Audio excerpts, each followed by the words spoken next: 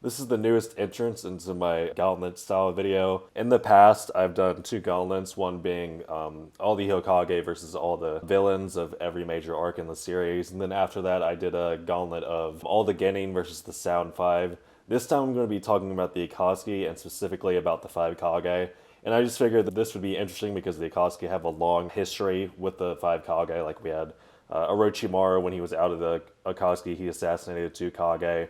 We had Deidara assassinating Gaara. We had Obito putting the Mizukage under a Genjutsu, and so on and so forth. So I just thought this would be interesting, and I brought TG for this video to zest it up a little bit. The disrespect is palpable. It's crazy.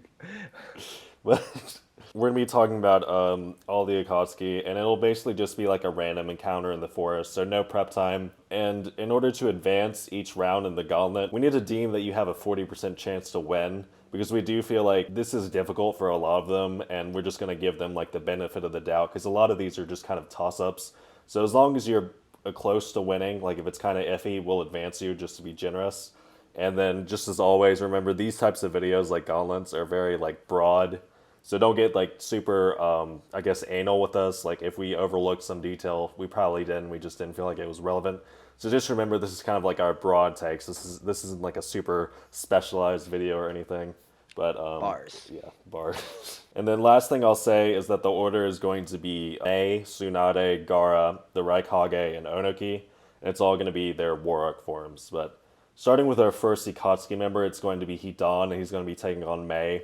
Now, this is an interesting one because obviously Hidan is somewhat immortal, as he likes to say. Of course, he has his limits. Like we saw that Shikamaru was able to blow him up with with enough explosive tags that he ended up just blowing him into bits. But otherwise, any type of like basic damage done to Hidan is just going to be shrugged off. He also, of course, can curse Mei, which if she gets cursed, is probably going to be over for her. How do these two stack up with specifically like Mei's firepower?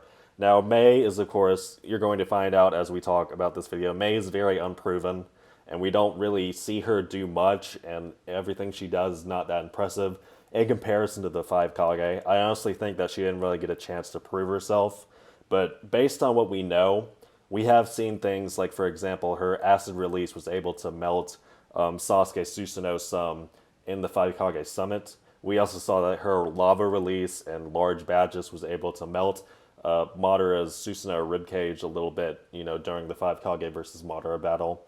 So there is potency to this jutsu, but it's kind of hard to gauge, right? Because she's just melting the Susanoo ribcage like a little. It's not like she's fully breaking it like the Raikage or Tsunade. So it's kind of hard to gauge how strong her attack potency really is. And on the flip side, we have Hidan, who basically can regenerate as much as he wants as long as he's not like, his limbs aren't severed or anything. So I do feel like she doesn't have like, let's say like the explosive firepower or some type of like piercing attack that can cut off his limbs or something. Like if she covers him with lava style, which probably would happen, personally I don't think that he just instantly melts away. Like he could, I don't know, just get it off of him or something and then regenerate. So personally, it's hard because Mei's just not very proven, and Mei's also not like a close range fighter either. So she's not going to be like the type that's just going to scrap with Hidan, and he has the advantage of having a blade.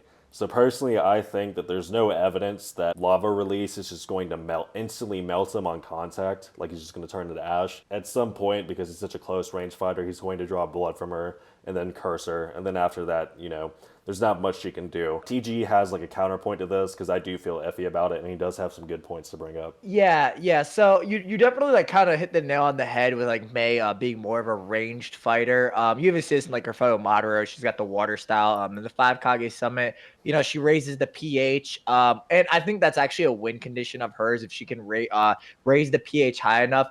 You could make a case like honestly, like maybe Hidan's weapon starts to melt due to the heat. Since the Susanoo ribcage starts to melt. And like basic kunai are able to scratch it. Realistically, right? I'm more leaning towards the side that she would be able to damage Hidan with her jutsu. It just kind of depends like what hits him. Like, does it just smack him on his body, or does it take an arm off or something like that? The problem is, like you kind of stated, like once it gets into that close range scenario, because we even see with Hidan, like he can kind of contest with Kakashi as well in that close quarters, whereas we've never really seen May in that type of environment.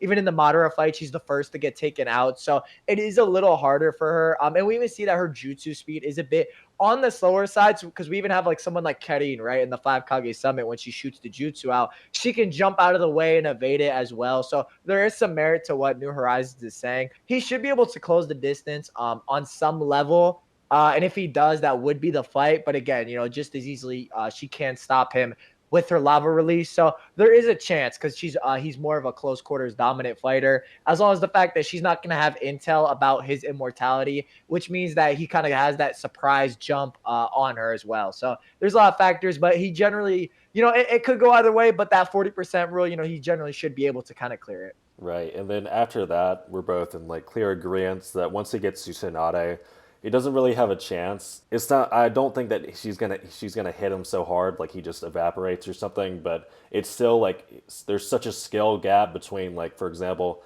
like we've seen Kakashi scrap with Hidan. There's such like a gap between Tsunade and Kakashi that it's hard to really justify Hidan wins here, even though like Hidan has a pretty good matchup against Tsunade. Whatever Tsunade wants to do, she'll be fine because, of course, she can regenerate through any type of wound that Hidan inflicts on her, even if she's cursed. Like she'll be able to shrug it off because she can basically regenerate just like Hidan. And the way I see it happening is either she's just going to like I don't know tear off his limbs like personally, or something, or she could even take his blade and just like behead him or something. But I don't think anyone's going to be contesting that. But that's the first time I think Hidan's ever cleared a wing edition in any of my videos, so I guess that's something to celebrate. And even then, like we're Yeah, we're being generous very towards it. like if this was like 50% threshold, he might not have cleared it. So next up we have Conan. Now Conan, in my opinion, is she's a little difficult to talk about, but I do think she is very impressive. A lot of people don't quite understand her fighting style, and that being like she almost has like nine intangibility. Essentially, like even her weakness, like fire style per se, has no effect. She essentially dissipates when she gets hit. So it's more so a question of like, okay, if somebody hits her with a jutsu, realistically she's going to dissipate. And she also has some really great potency with her jutsu. For example, she like blows off Obito's arm with it. Obito, the guy known for like tanking Rasengans on his back and all this absurd stuff. So she actually is very impressive. And she kind of like gives the idea that like basic jutsu is not going to be enough to actually take her down. And May, we kind of talked about it before, but if Kona's really not affected by her weakness, fire style, it's really hard to say for May, like how her lava style would interact. I personally think that Conan should be able to just separate through it as well. But I think due to these factors and her more so being relative to like that Sanin tier, she should clear May at the very least. And then, but in my opinion, I think Tsunade is kind of where she caps out. I don't think there's necessarily enough evidence to say like she's fully above the Sani tier, especially since like she more shows feats against like base Jiraiya. She like and that would become more so indicative of like base Tsunade and not Tsunade with like mitotic regeneration or her going all out. So there's no real way to say. And you can maybe argue like, okay, what would Tsunade do against her? Like punch her. But if Tsunade like has those speed feats to where she'd be able to like run up at her and hit her before Conan could actually activate her jutsu, she should be able to. That or like Conan's own jutsu really wouldn't be able to affect her. Like her paper bombs really shouldn't be able to like deal any significant damage towards Tsunade. So if it's also a battle of attrition, Tsunade should be able to wear her out either. It's just more so that Tsunade should be on like that higher cliffing. So generally, like she should be able to wear her out. And when she does materialize, punch her. You could make argument. I think this would be like a very a battle of attrition based fight, just due to the nature of their arsenals. But I just think due to the lore reasons and Conan's feats that this is kind of where she caps out. Next up, we have Kakazu. Now, there's always the meme surrounding Kakazu, but he actually is pretty impressive. He has a really good showing against Kakashi.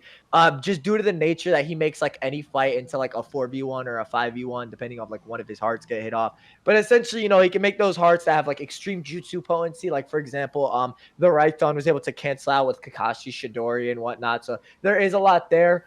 In terms of like May versus Kakazu, he's honestly the wrong type of fighter because even if her like slower jutsu does hit him, it's not a knockout and it's essentially a group battle versus her. And you can make the argument that his diamond hardening might be too much for her, especially since like the upper limits of her AP with their lava style are a bit unknown. It's not as definitive. And even if you said that, she's gonna be overwhelmed at some point. Just especially on that close quarters. Since Kakuzu performed very well against Kakashi, so I think he clears this with like mid diff. I think he's the wrong type of fighter for May. The minute he gets close and he's fighting alongside his hearts, it's going to be too much for her. Next up, we have Tsunade. I think this is where Kakuzu cliffs out as well. She has blatantly better strength feats than like he does with his diamond hardening. If you also want kind of more of a 1-to-1, Kakuzu, and Kakashi are more so relative, whereas Kakashi, like one arc later, kind of puts himself below that Sani tier still. He's like, he still has a great amount of respect for Jiraiya. He even like notes like Jiraiya's impressiveness, taking on all 6 paths of pain at once. So kind of due to these factors, Tsunade should be at a higher level. She does have blatantly better strength feats. Should be relative to the Raikage in speed as well. She's more of a pseudo rival. And honestly, like she should be greater than most of the Kage as well. So I don't really see even the hearts necessarily shouldn't be enough to incapacitate her. She would really just be going around and smashing them one by one until Kakuzu is by himself. So she can kind of truck through all that. And if she's like, I'll put it like this. If she's able to kind of handle 5 Susanoo clones, like rampaging on her with like swords impaling her, she'll be able to deal with Kakuzu's heart. So I think that's a good like kind of 1-to-1 for reference. Yeah. Next we have Datara, and first I'll clear up like all these, like I said, all these fights start off like random encounters. So Datara is going to be starting on the ground, but just to remind y'all, like it's pretty easy for Datara to get off the ground. Like for example, when he was fighting Sasuke, he started on the ground. As soon as Sasuke started pressuring him after like one interaction, he was able to get into the air pretty quickly. When it comes to Mei, it's kind of like, I don't want to dwell on it too much because, like we've said, she's just not that proven or not even that impressive with what she's proved. And it's just kind of like disingenuous to say that Data would lose here because like we did see him kind of beat Gaara with just C1. And even if he gets into the air, which he should be able to do fine, she doesn't have that good of options to deal with it. Like she does have Water Style, for example, that we saw go pretty high up in the air actually when she was fighting Madara. But even if Datara can't evade that, he's shown that he's able to quickly get onto like another flying bird if he gets knocked off his first one, like we saw against Sasuke and even Gaara at one point. So not much to say there. I don't think anyone's going to be contesting me. When it comes to Tsunade, that's a little bit more interesting because, like I said, heavy Sasuke was able to pressure him. Like he was able to react, like he was able to dodge Sasuke trying to blitz him, and then he was able to pressure Sasuke with his own like C1 and like get in the air fine.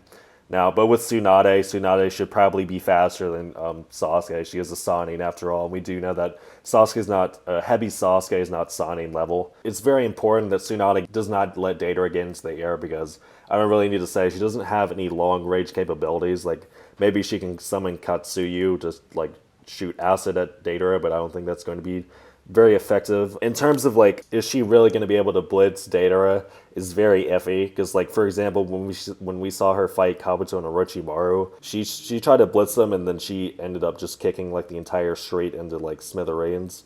And they were fine. So it's kind of like, if Kabuto can evade Tsunade just trying to blitz them, I feel like Datara should be able to. And then after that, if she gets into the air, which she's going to be able to do pretty quickly because she's going to be pressuring him, like there's no way he can contest her on the ground, it's going to be very hard for him even because even his C2s are probably not going to be enough to damage her. Because, for example, we saw her C2s were able to blow off Sasuke's version 2 curse mark wings, but this is Tsunade we're talking about, so she'll be able to regenerate and just tank the hits.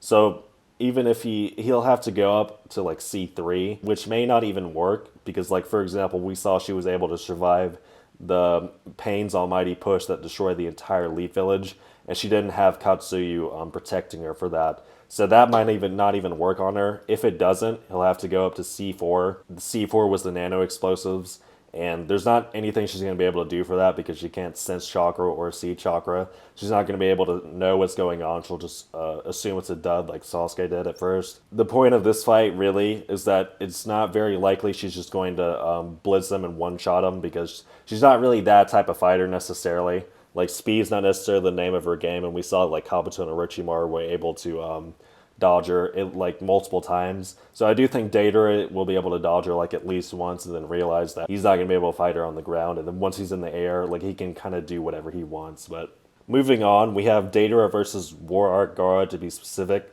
we've already seen this fight, of course, with Gar at the beginning of part 2. So we know a lot about how this fight is going to really go. When it comes to what happened in that fight, we do see that Data is very inhibited by having to only capture Gaara, which is not really good for him because most of his attacks are explosives. So he really had to hold back, and he was only using C1 against Gaara. So, and we did see that, when Data was kind of messing around with C1, Gaara was able to trick him and rip off his arm.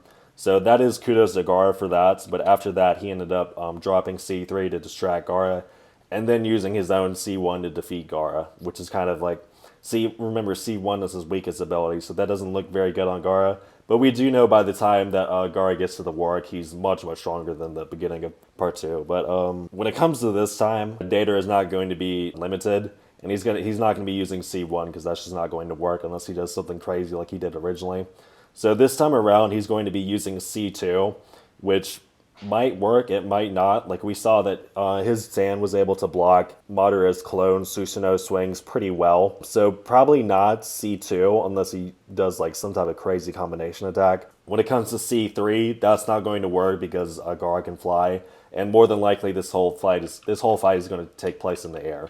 So C3 is not really in the play here. When it comes to C4, that's not really blockable because, as I said earlier, these are nano explosives. And there's nothing suggesting that Gaara's Sand can just block like nano explosives or anything, right? So that would be kind of like a similar situation where if Data creates some giant explosive clone, Gaara will react by trying to block it, and then just assuming it was a dud when it just kind of evaporates, which is what Sasuke did, because we do know that Gaara doesn't have any sensory abilities, so he's not going to know that there are any nano explosives coming towards him. I do feel like Data is at a high risk of losing. Like, this is definitely his closest fight so far, because Gaara is so much stronger by this point that his Sand might just end up blitzing Data, possibly. But on the other hand, Data has his own like ways of winning. Like he could just onslaught him with a C2, and if he gets to his Sandball, he might just break through it.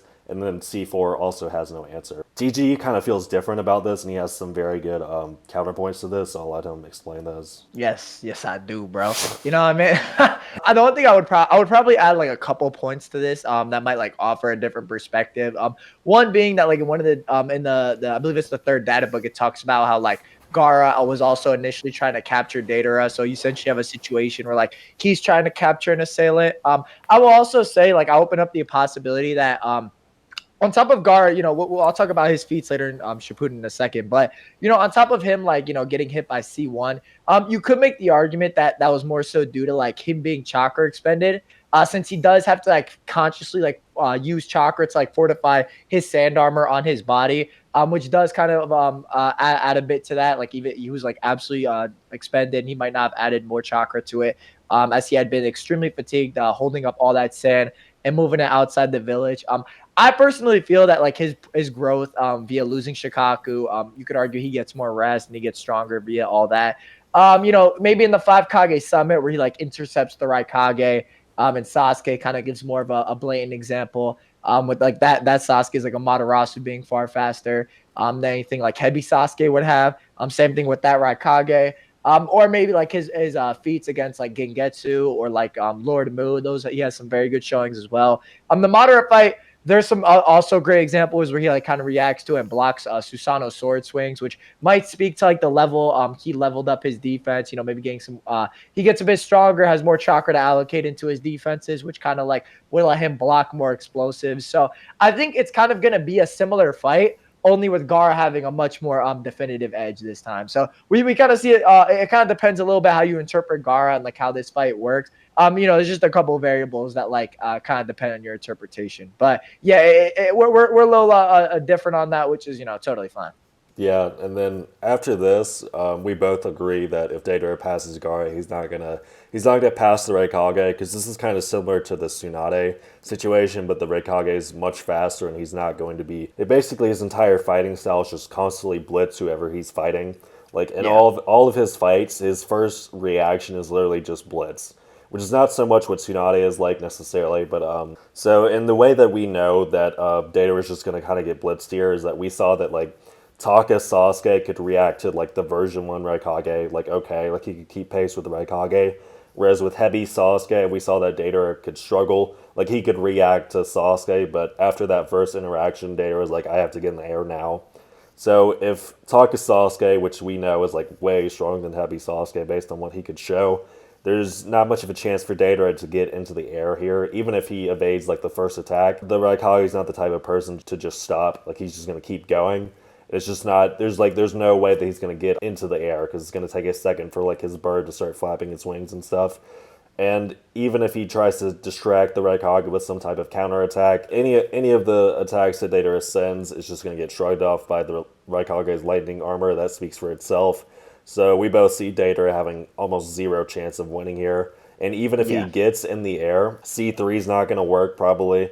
And even C4 wouldn't work because the Raikage's lightning armor would be able to disarm the explosives. C2 is not going to work, Yeah. C1's not going to work. So at best, Deidara can stalemate, but he's not even going to get in the air if we're being honest. So that's where we see Deidara ending. Next up, we have Sasori. And now Sasori's like kind of the hidden gem in the Akatsuki. Like a lot of people place him high up for a good reason. His lore with the Kage. Everybody and their mothers heard it. I'm not really gonna repeat myself here. But if you're not aware, he has really great lore against like the Kage that even like Warakara kind of like is on the same level as. So kind of gives some semblance. For Mei, really shouldn't be too many issues. One ranged attack is all it's gonna take.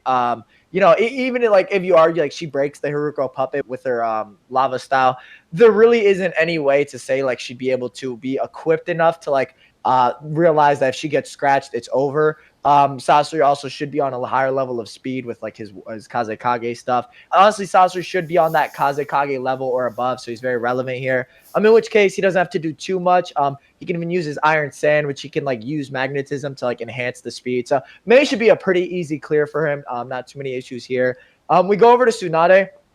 I think it's very similar to Mei. Not and here's the thing with Sasori. He's very interesting in the fact that he has actually a really good way to counter these physical bruisers. So an example being that like when Sakura punches Sasori, his body actually it doesn't break. It just like separates, right? So you could even make a case that like if Tsunade for whatever reason got a hold of him, she actually might not be effective in totally taking him out because he can simply separate his body to disperse the force. So she actually does have countermeasures to her straight up running at him and breaking the puppet. The only time his puppet's like cracked is when like he's stabbed and like out of chakra. So I think there is interesting there. And it's the same application here. He's gonna play a ranged game. One little bit of poison is all it takes.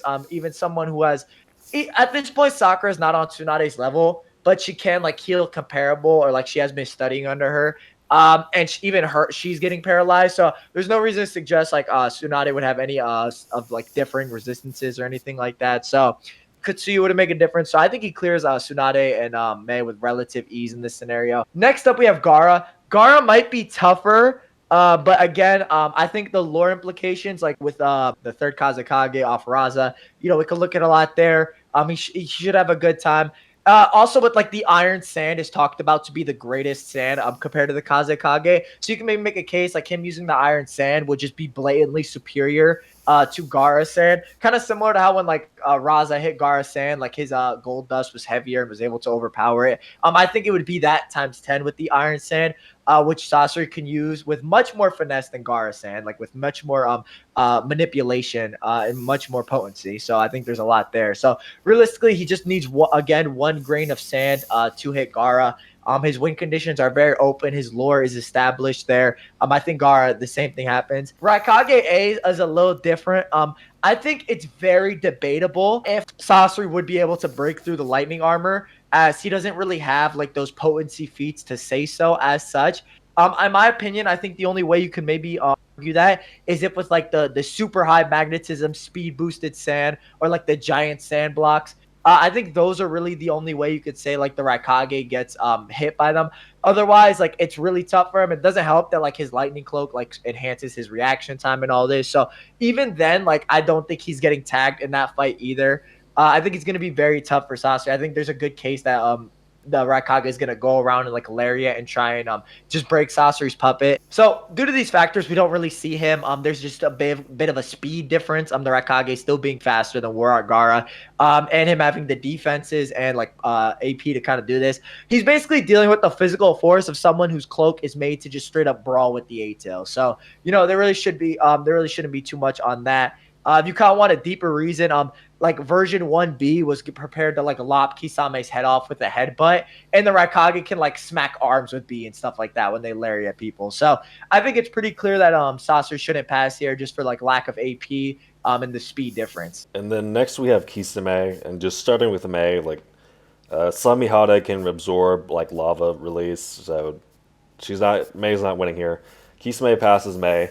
And then we get to Tsunade, and Tsunade's close range fighting style is just not like that's like the worst fighting style to fight Kisame almost. As we saw when B tried to fight Kisame using that fighting style, it went horribly for him. And she should have like way less chakra than B, so she has like way less time than B to like figure out how to defeat him. Even if she were to do something crazy like punch a hole through Kisame, because we did see she was able to punch a hole through one of Madara's wood clones. Even if she punches a hole through Kisame, he's just going to be able to regenerate it, as we saw he did against B.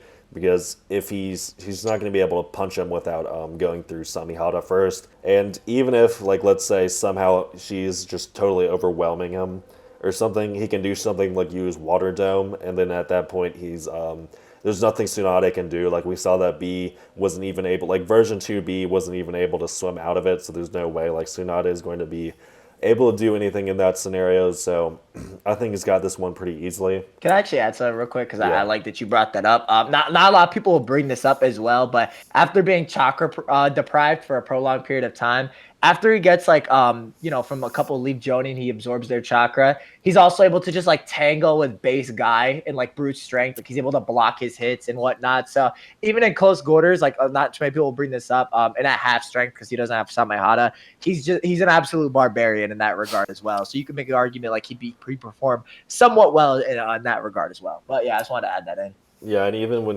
he was inside of Samihada, in case Naruto hit him, he was able to shrug it off and just keep running away. So Yeah, we don't think that Tsunade is just going to like I said earlier, just like she's gonna punch him and then he's gonna evaporate. Like he's gonna be able to reach in through whatever she throws at him. But anyway, moving on to Gaara. Now, naturally, like Gaara and Kisame has always been an interesting topic, because it's large scale water style versus large scale earth style. But in this scenario, Kisame is actually kind of a counter to Gaara. For starters, any type of sand that Gaara tries to cover Kisame with will probably have its chakra absorbed by Samihada, and then at that point, Gaara should lose control of it. Now, we don't know, like I would say, like 100% for certain, but that should be how it works. So that kind of gives Kisame like a get out of jail card. Like if somehow he starts getting trapped in the sand coffin, he can just start absorbing the chakra out of it. He also even might have the chance to just like physically overpower it, possibly, but I won't get into that too much. So at that point, if that happens, then Gaara is going to probably be trying to separate Samihada from Kisame, but he'll react by fusing with Samihada, as we saw. Like as soon as he kind of showed off what Samihada's abilities was against B, he instantly fused to like ensure that he wasn't going to lose Samihada. So it's not really going to be an option for Gaara just to take Samihada away one way or another. And then at that point, when it comes to like Kisame's bigger jutsus, something like Water Dome probably is not going to work because Gaara can just fill it with sand. So that's not really an option. But when it comes to Super Water Shark Bomb, that's not going to be able to be countered by sand, because that attack can just absorb the chakra out of that sand, like we said earlier. So, and that's like for sure, like the Samihada stuff is a little headcanon-y, but pretty certain. In this scenario, we do know that a Super Water Shark Bomb, any type of jutsu you throw at it, it's just going to absorb the chakra out of it and then just keep going, and it's not going to be blocked by the sand at all. So in that scenario, like more than likely, Ikisame is really struggling with the sand in general, because like his basic water style is not going to do well here. If he decides to do a Water Shark Bomb, then Gaara is going to naturally respond by using a bunch of sand, and then he's going to be surprised that all that sand chakra just got absorbed, and then it's just going to hit Gaara, and Gaara's not going to survive something of like that magnitude. Like that, even that Super Water Shark Bomb was the same size of Hiradora before it exploded. So we feel pretty confident that Kisame should win this one. Moving on to the Raikage, this is much more contentious. So the first thing just to kind of get out of the way is that when Kisame got lyrated by B and A, like that wasn't actually Kisame, that was a Zetsu clone, so it's not like that's not something we can use as evidence that the Raikage is just going to wash him here. When it comes to how this fight will go down, any type of large like scale water style is not going to work because more than likely the Raikage can tank it, and he doesn't even need to tank it. More than likely he can probably evade most of the attacks that Kisame throws at him. Even something like Water Dome might not even work because, like I said, the Raikage might be fast enough to evade it, or even if he gets in it, he might somehow, like, he might be like the world's fastest swimmer too or something. This is more than likely going to kind of result like how Kisame's fight resulted with B because they're both B and A are kind of similar fighters as they're both kind of like brawlers first. B's got a little bit more to his arsenal, but as we know, what the Raikage does in every fight is just going to basically try to blitz Kisame and beat him into oblivion. And that's not really the fighting style that's you should use against Kisame if you can, because he's just going to be able to absorb any chakra that the Raikage kind of throws at him, and then just regenerate, and then that's just a losing battle because Kisame is going to be gaining chakra and the Raikage is just going to be losing it.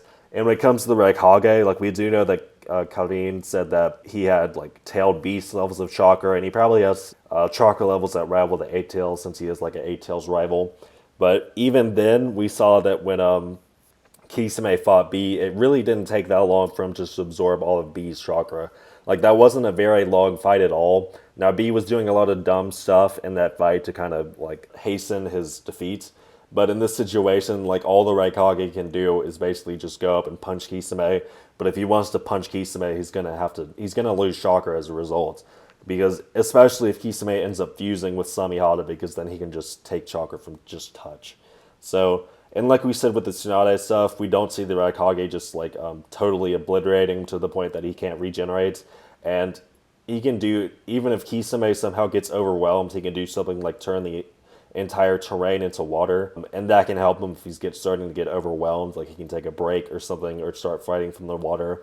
But in general, we kind of see that the Raikage doesn't have a very clear win condition here because anything that he throws at Kisame is just going to get absorbed and then regenerated. So he's going to be losing a war of attrition here. So more than likely, we think that Kisame definitely clears like the 40% threshold. And then that leads into Onoki. Onoki is very problematic for Kisame because he's more of a long-range fighter. And his flight is going to be specifically problematic because, like I said, with the Raikage, if Kisame wants to turn the terrain into just like a river or something, that's not going to work very well against Onoki because Onoki can just fly. And then also this flight can do things like help him avoid any type of water style or even water dome. Like he may even just be able to fly out of the water dome easily. And then on Onoki's side, like he does have things like Wood Golem. He does have Earth Style, which is very problematic for Kisame because, like we said earlier, Earth Style counters Water Style. We kind of don't know exactly how strong Onoki's Wood Golem is. We just saw it kind of got destroyed by Madara's Wood Style very easily. When it comes to some of their bigger attacks, we do have Particle Style, which obviously is a problem for anyone. There is a small chance that Samihada could eat through it, maybe. Because we did see like Madara was able to absorb it with just like the Preta Path. We've seen Samihada absorb Jutsu just like the Preta Path does. But even like with Itachi's Fire Style, we see that Samihada complains about how hot the Fire Style is. So if it gets hit by like Particle Style, like I don't want to go too deep into that because it's kind of very headcanon-y. And then also, like, Onoki's particle style is so massive that there's no way that Samihada can just absorb, like, the entirety of it or anything. Like, Onoki can totally encapsulate the entire area around Kisame. And I don't think that Samihada is going to be able to block that. So, in general, like, Onoki's flight and Earth Style like, negates most of Kisame's abilities. And even, like, Super Water Shark Bomb is probably just going to get destroyed by particle style in that situation. So I don't think it's impossible for Kisame to win. He certainly has proven. I think he's on Onoki's tier probably, but Onoki has a very good matchup against him, so I don't think he clears. And last off, we have the big three: Itachi, Pain, and Obito. Now, for these three, we have them individually clearing all 5 Kage in 1v1s. This should be like pretty apparent, but I guess like some like this might be like micro debatable. I'll start off by saying like Obito is not no debate. Like the five Kage summit showed us that the Raikage's blitz attempts in version 1 or Onoki's particle style really have any effect on Obito. So that's pretty definitive. Pain, kind of same thing. He has that lore advantage. He's kind of like the Sannin Slayer, with the Sannin being like kind of heralded as like above everybody in the ninja world, even the five Kage. And there's a lot of sources that talk about that. But Pain just has that overwhelming firepower. Every fight he's been at, a good way to look at it is like Sage Mode Naruto has full intel. Pain's fatigued, and even then Naruto loses. There's just so much Pain can do, and like honestly, Pain should really just overwhelm everybody at this level. And then Itachi, Itachi's really just a 1v1 king. This is sick Itachi, I will grant you, but again, not too many people. A lot of these fighters really shouldn't have too much for him with Tsukiyomi and his Genjutsu, respectively. The only one I could maybe see a case for is the Raikage. But the Raikage's never been exposed to Itachi's Genjutsu. He's only been hit by Sasuke's. I mean, even Sasuke in the Five Kage Summit, he goes through all that, and he's still inferior to this Itachi. The series makes that very apparent. So, these three individuals should just be able to beat any of these Kage individually. They have the hacks for it. Yeah, just kind of like one way to look at this to wrap all of this up. Like we see people make videos about like Pain versus the five Kage, Itachi versus the five Kage, and it just kind of shows like the general consensus is that all three of these guys are just a tier above all the Kage, and it's more of a fair fight if we put all the five Kage together to fight them. There's no way that any of the Kage can take them on individually, but that's the video in order from like worst to best. We have Hidan, Hidan barely clears. Then we have Koden. Then we have Kakuzu. Then we have Deidara with TG thinking Gaara beats Deidara. I think that Deidara makes it to the Raikage. Then we both have Sasori making it to the Raikage. And then we have Kisame making it to Onoki. And then, as we just said, the big three clear everyone easily. So that's really all I have to say. Do you have anything to say, TJ? Nah, I feel like we covered on a general level. I just ask that you keep in mind we're talking strictly like 40%.